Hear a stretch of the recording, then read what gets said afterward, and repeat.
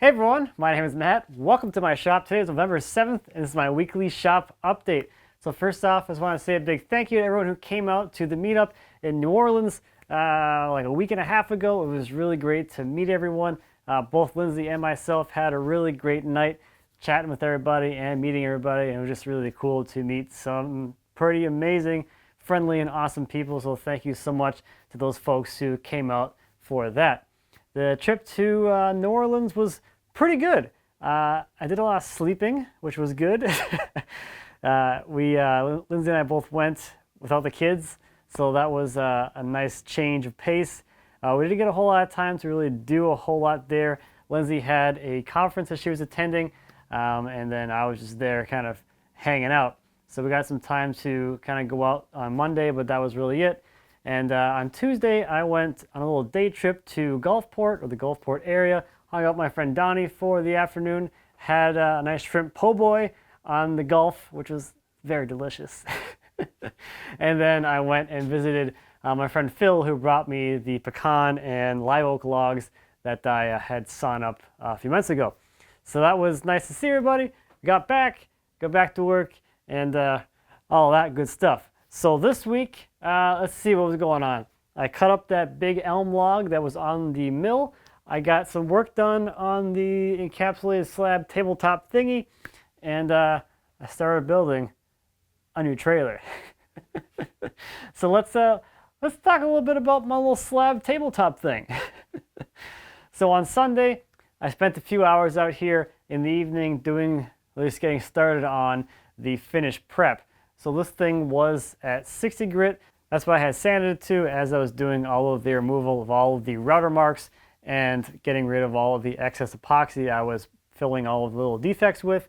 So from 60 all the way up to 800 grit, which is what I finished up with on Monday, and then I could apply the first coat of finish. I'm doing a wipe and varnish on here, so I have a good amount of protection, and then what will end up happening is the finish will get polished on top of it.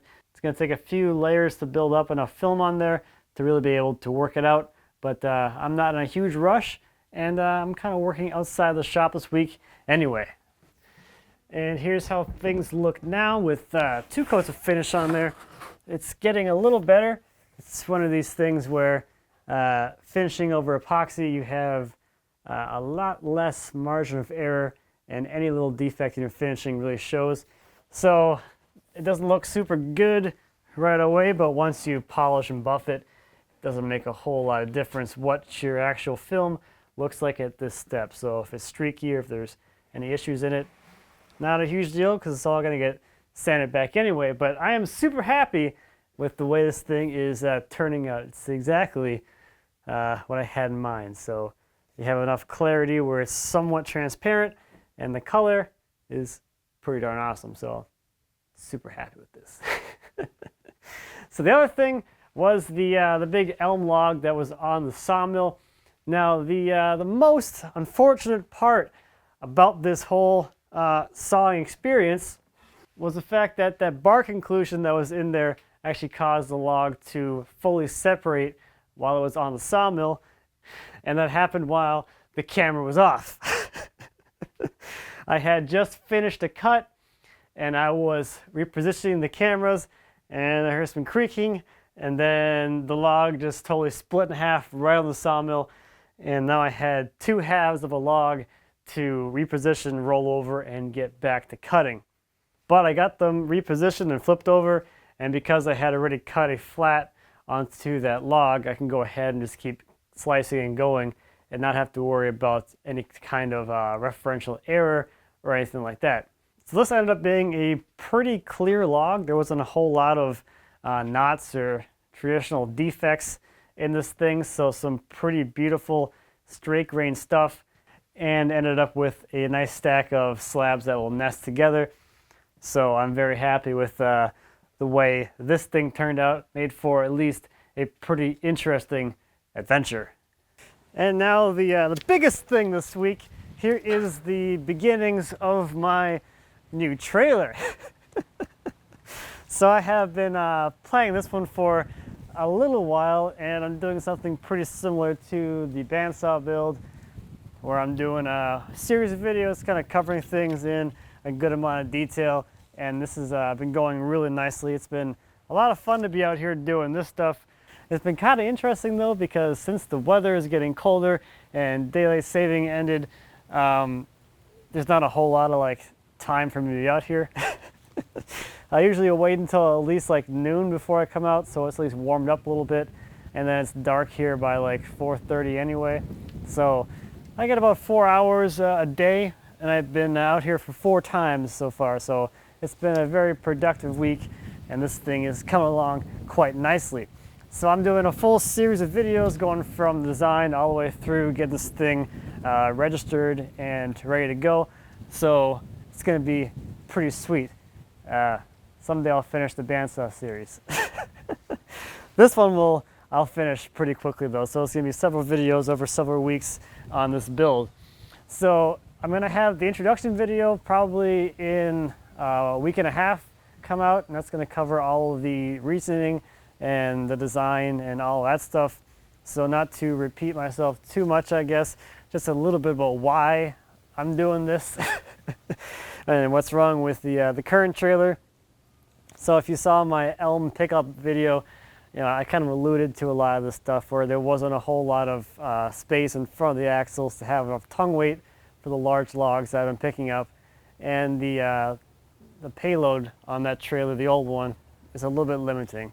Really the max that I can put on there, it's got a max payload of 5,000 pounds, and once you start getting up into those larger logs, it's pretty easy to get 5,000 pounds onto a trailer. So looking for a little bit bigger weight capacity as well, and it's a little bit bigger size. So the overall size, the current trailer is a 5x10 deck. This one is a 6x12 deck, and I'm also going to extend the deck over the tongue a little bit to give myself some more space up there and kind of use up some of the extra room that's naturally kind of wasted up in this space. So that's kind of the highlights of it. And I guess the other big reason is that trailer has been, I don't know, used and repaired many times over the years, and repaired kind of poorly in my opinion. So things are starting to kind of go, and things are, you know, taking a toll on it. So it needs a good amount of structural work. And as I was thinking about it, I was like, okay, I can restore this trailer, I can tear it apart, I can reinforce all the places that need it, or I can just build a new trailer. So I opted for the building a new trailer approach. So other than the actual trailer itself, everything else will stay the same. This new trailer will receive exactly the same style of log arch as I have on my current trailer. I'll have the same exact winch kind of setup as well. So literally just a bigger, slightly bigger version than the trailer that I have now. So that's where this is at, and it's going pretty quick. But it's really cold today, so I'm gonna go back inside. So that's what I've been up to this week. Let's take a look at some viewer projects. First this week is a big boy bed by Chris. Chris made this bed for his toddler son. The headboard features a train rail on top, and the headboard and footboard are joined with Morrison tenon. Chris says the sides were incredibly challenging with the curve he added to keep his son from rolling out of the bed. He initially wanted him to have train rails as well, but the curve was too large for the trains to stay on. Chris put together a build log of the project, and I'll leave you a link to that down in the description. Next this week is a bunk bed by Dirk. The bunk bed was a birthday gift for his daughter's 3rd birthday and also functions as a playhouse. All the wood except the log was leftovers from redoing their house's roof. The log was a birch tree that they took down on their property 3 or 4 years ago. Dirk has a video of the build over on his YouTube channel, and I'll leave you a link to that if you want to check it out. Next is a box by Ryan. It's made from poison wood, Paduke mahogany, and lace wood. Since Ryan doesn't have a jointer or planer, all the flattening of the boards was done by hand. The double bevel raised panel was cut on the table saw, and the handle was shaped with hand tools. Last this week is an engagement ring box by Bryson. Bryson made this engagement ring box for the engagement ring that he bought for his girlfriend Robbie. It's made of oak and walnut with inlaid dovetails. It's a 2.5-inch cube, so the tiny dovetails took many nights of work to get right. Bryson said it was well worth the effort because she said yes. So big time congratulations to both of you, and wish you all the best. Married life is fantastic. At least I enjoy it. So I think that's about it for this week. I'm gonna get back to making a trailer in the cold. So thank you as always for watching. I greatly appreciate it. If you have any questions or comments about anything I talked about today or anything here in my shop, please feel free to leave me a comment. As always, I'd be happy to answer any questions you might have. And until next time, happy woodworking.